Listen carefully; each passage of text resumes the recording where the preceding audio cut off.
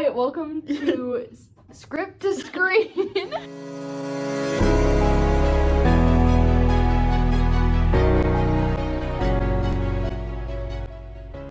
We're covering Percy Jackson for our first episode, and we have a lot to cover. We have a book series that is there have to at least be 50 books. I'm gonna Google that. And probably. Put it somewhere. I don't believe 50. I mean, maybe. Maybe. There is a new TV show on Disney Plus, 2 movies, and a musical. So we have 4 things that we can cover. We're gonna try to keep it down to just the first season, first movie, first book, and there's only 1 musical, so we're good. And so Percy Jackson is about a 12-year-old demigod son of Poseidon. He has been living in New York with his mother, Sally, and his abusive stepdad, Gabe. He goes to Yancey Academy, which is a boarding school, because he has ADHD and dyslexia and really, really bad luck. So stuff just goes wrong for him. All the time. All the time. In his previous school, he gets kicked out because he accidentally got his class dumped in a shark tank in a field trip, and that kind of stuff. He accidentally shot a school bus with a cannonball.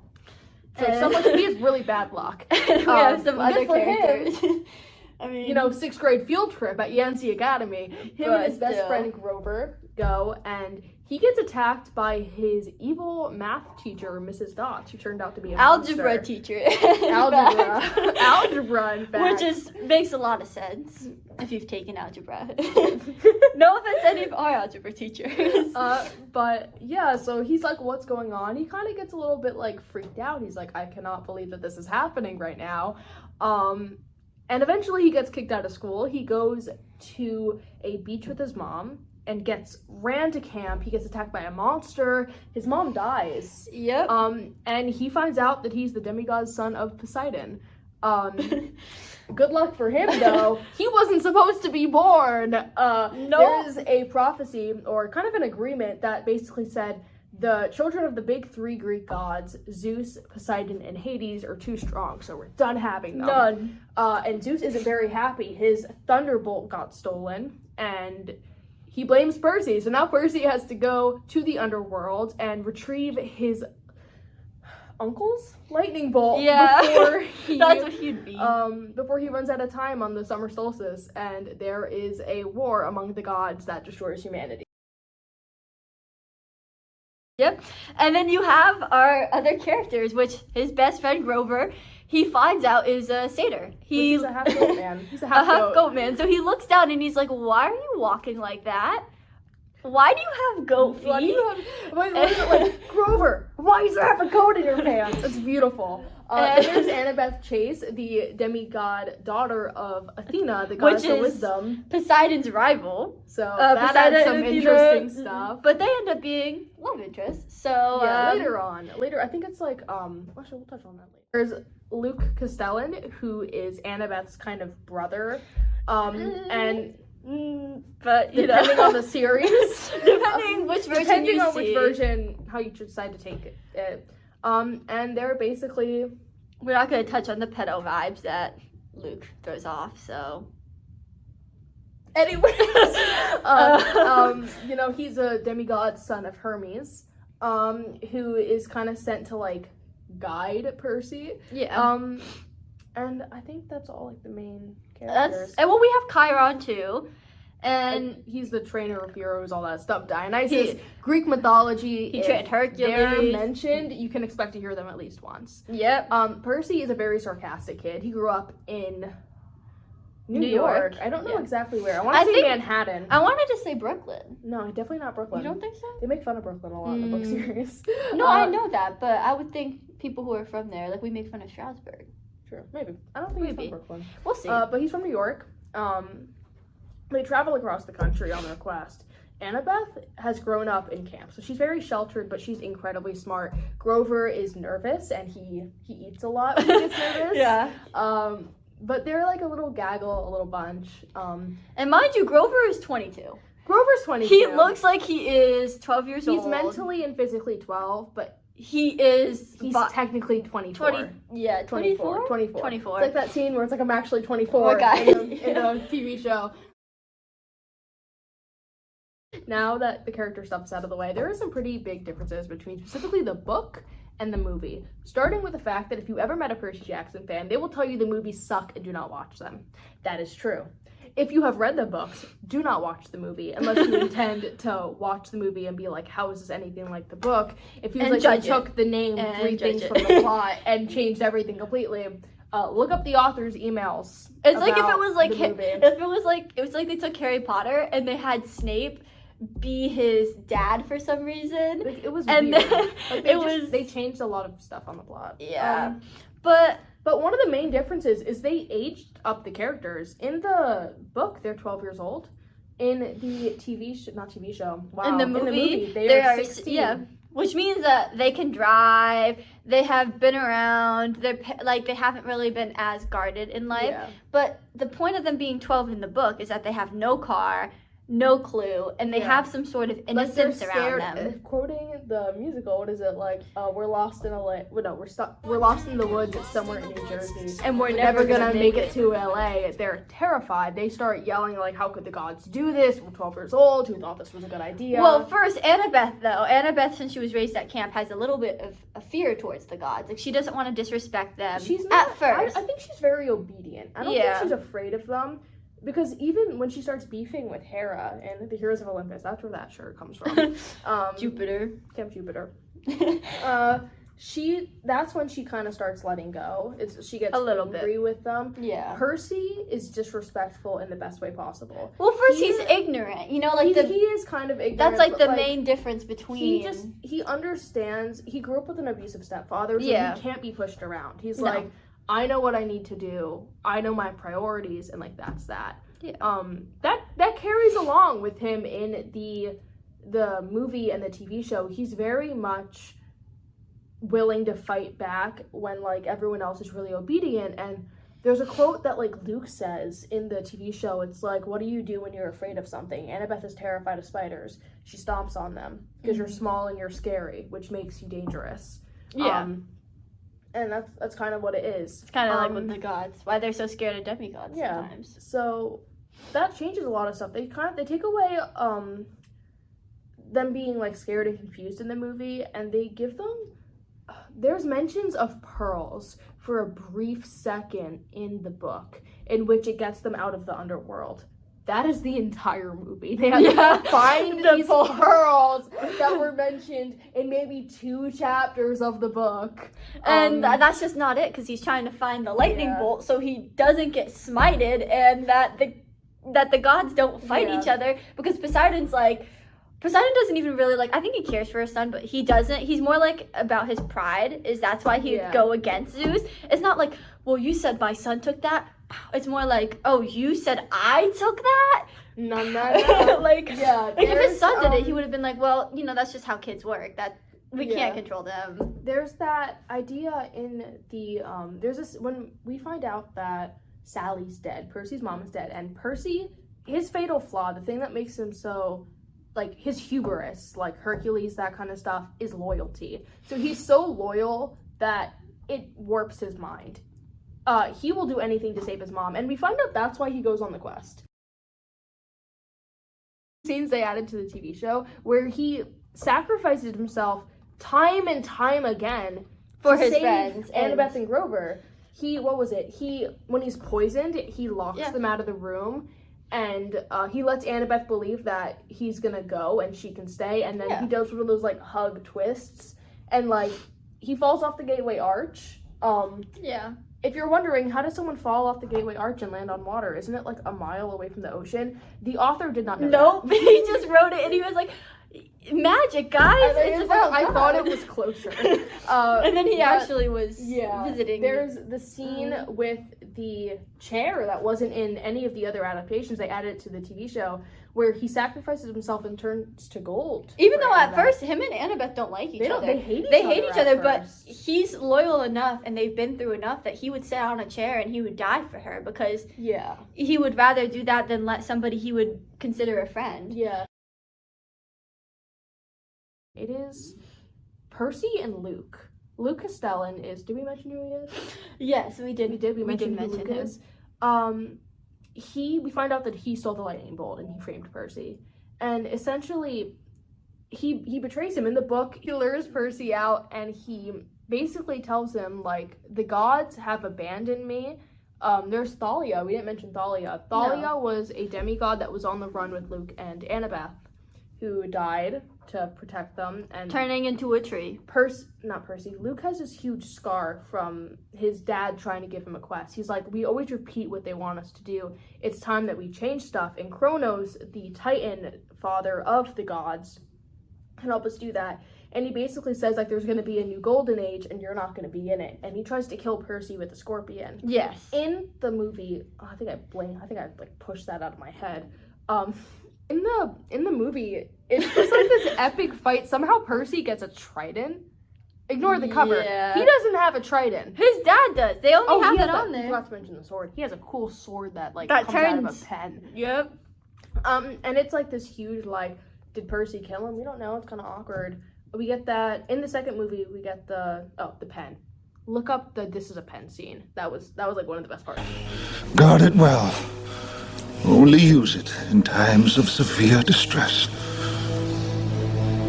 This is a pen. Do with a pen. And that's my favorite part in the musical too. He's like, "Whoa, Chiron, you gave me a pen?" Yeah. What am I supposed to do with a pen? In the musical, there's this parallel where we understand with the music that the reprise of Good Kid, we find out that Luke, and you can touch upon this if you analyze the books, Luke is Percy. If Percy didn't have his mom. a Luke. If Luke never existed, Percy would have become the monster that Luke is. And Luke is a victim of his circumstances. Yeah. He ended up the way he is just because of his mom and because of like somebody has to be the bad guy. In every story somebody has to. And Percy had a support system which Luke never did. And Luke, we find out that they wanted the same things just in different ways. Yeah. They wanted the gods to care about their kids, which brings us to the TV show where Luke tries to get Percy to join him, which is something, if we've ever talked about this and like you're my friend, you know that I've gone before the TV show came out rants about how it makes no sense, how Luke should have tried to get Percy to join be honest, him. because you want somebody powerful, because if he's gonna break the promise or keep it, the prophecy, either prophecy that's like takes or brings up the gods. Okay.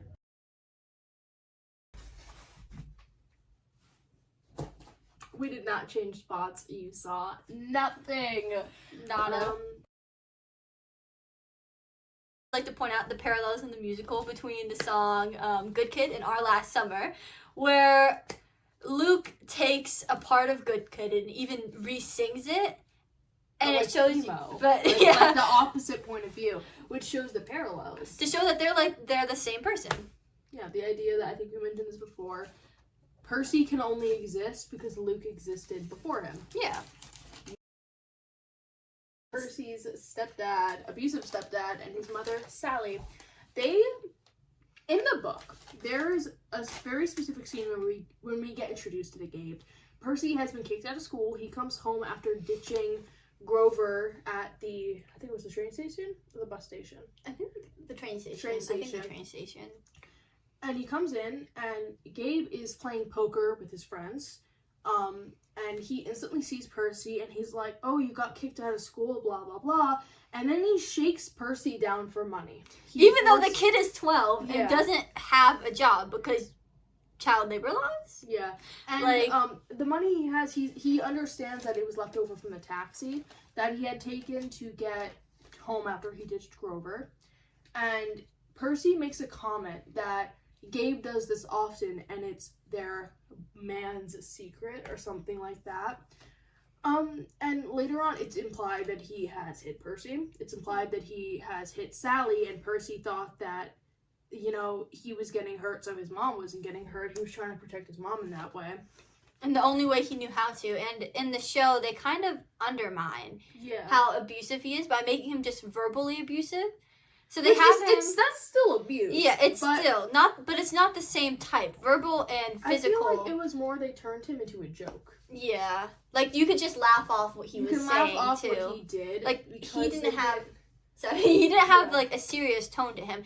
He was like, "Oh, come over here." But in the book, Percy would have like ran over, but Percy could joke like, "Oh, I'm not going up to my stepdad." But in the book, he would have never joked about it because he was too scared to run. Yeah, it's to the point where in the House of Hades, when they are in Tartarus, which is basically like the bad place for Gryffindor, it smells like Gabe. Gabe is said to smell like, take like rotten eggs, put them in socks, let them mold, and then make it 10 times worse. And then put a little bit of milk in it, and then let it sit outside. Yeah. And basically, the reason why they describe him to smell so bad is because monsters can smell demigods, so it covered the scent and therefore kept Percy safe while he was at home. Yeah. But in the TV show, he's a real joke.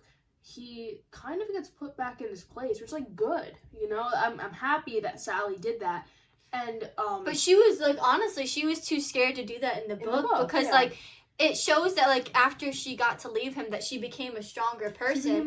Because her reasons for being with him were good intent, though it did a lot of harm as well. More than and that's good. Something that the movie captured pretty well, and the musical too.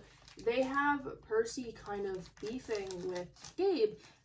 There's a point in the movie where he kind of pushes Percy up against a wall. Yeah. And goes to hit him, and Grover hits him over the head with it's not a wheelchair, crutch.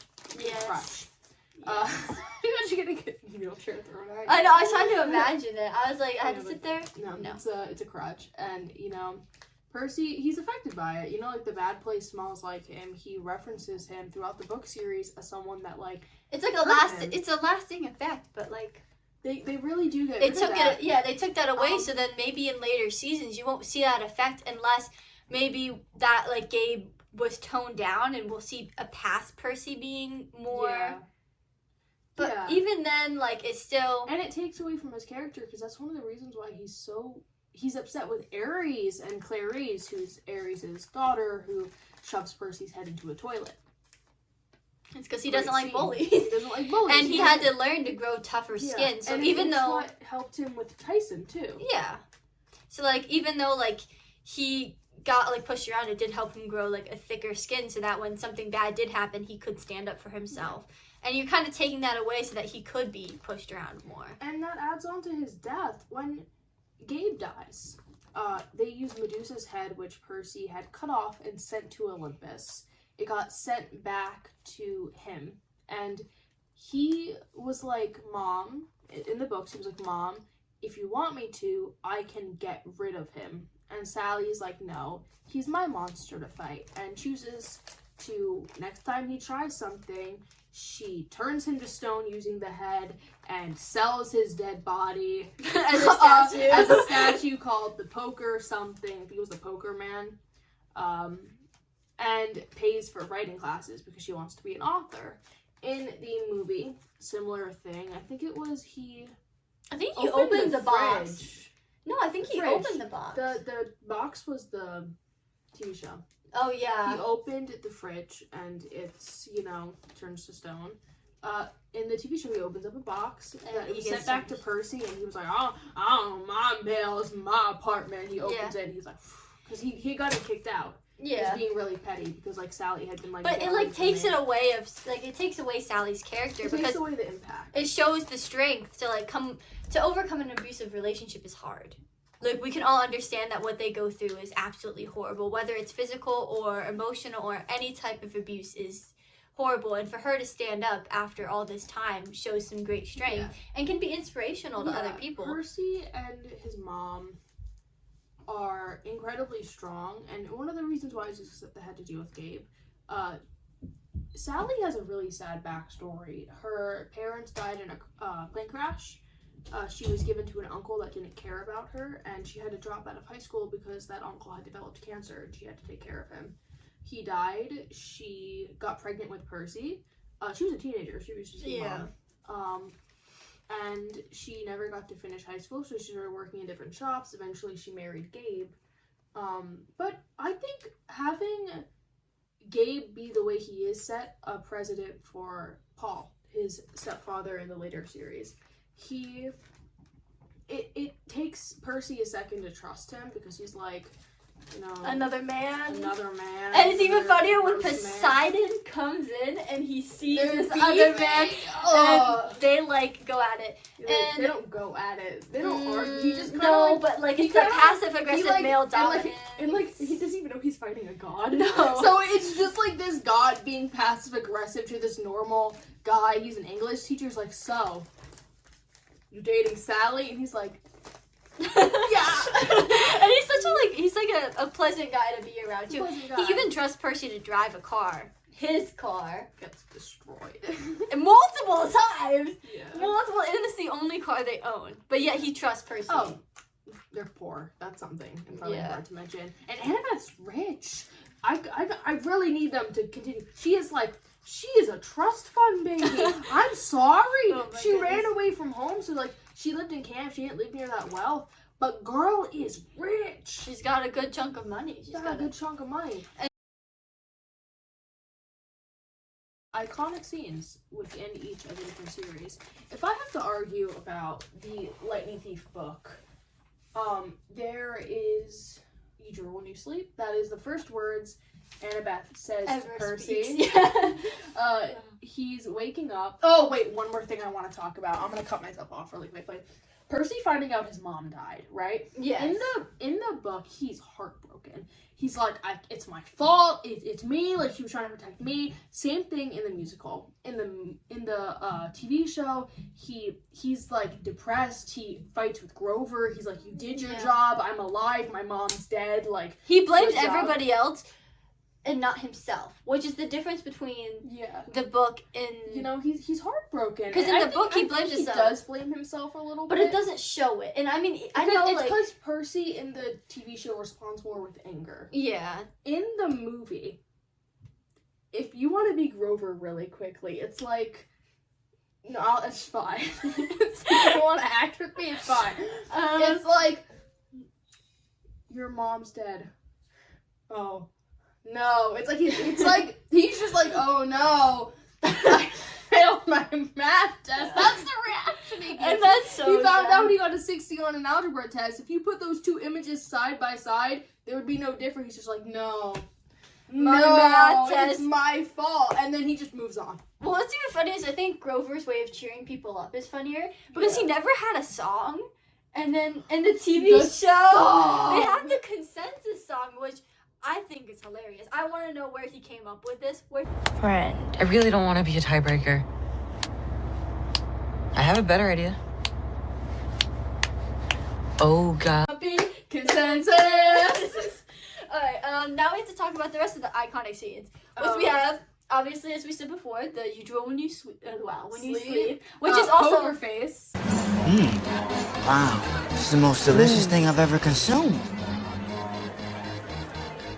Yes, Poker Face. The movie, listen. The Lotus Casino scene. I think we talked about that at... Did we talk about that? That was the other. That was the other one? The Lotus scene.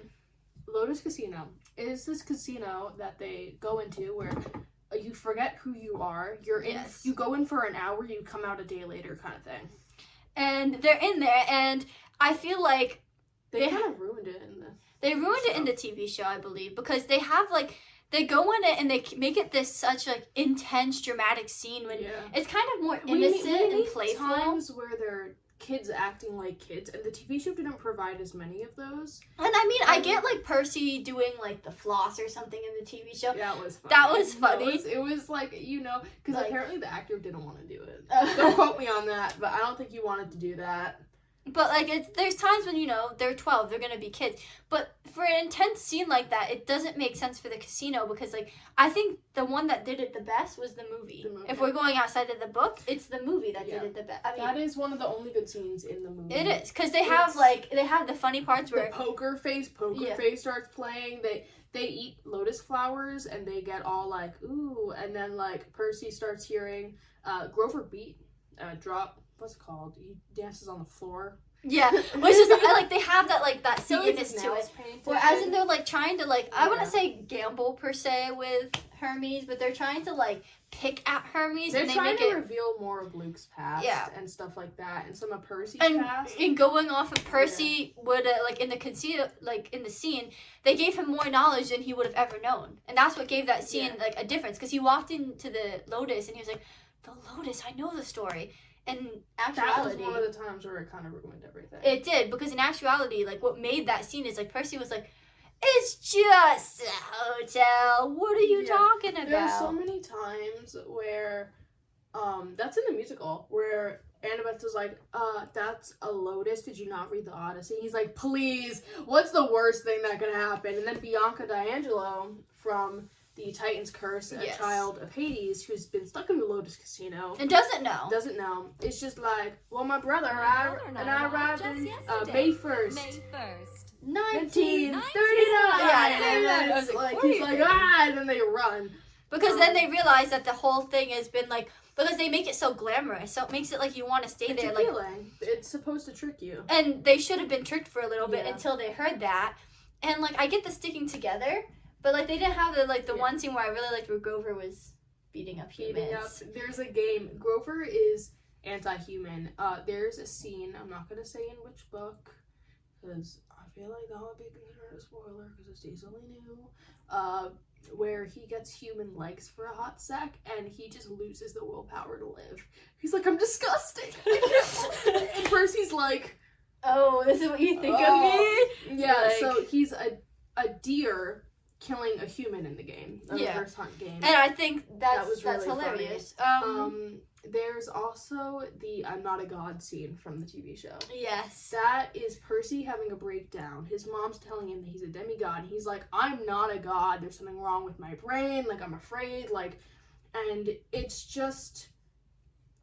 It opens up for a really sweet scene with him and Sally. Before Sally dies, it's it gives it more meaning, more of a punch, and it kind of shows I feel you don't really get to know Sally as a full mom until later books when you actually get to see them interact, and especially in the Trials of Apollo, you see her mannerisms more. It's sweet and it's cute, but you don't really get to see that in some of the first books. So I feel having that adds more character and it holds more meaning, so that when she first dies, you only feel really sad because of Percy's emotions, right? Yeah. But then when you watch the TV show when she dies, you have a glimpse of this, something. Mom that has watched her kids almost struggle. It's almost your mom. She can't help. You know? It could be like your mom's, because during COVID we all went through a struggle. We all went through that, and what I think we've all been through a situation where you're a kid and you're looking for your parents and you're like, help me, and they can't help because they don't understand, because there's something different, and especially growing up neurodivergent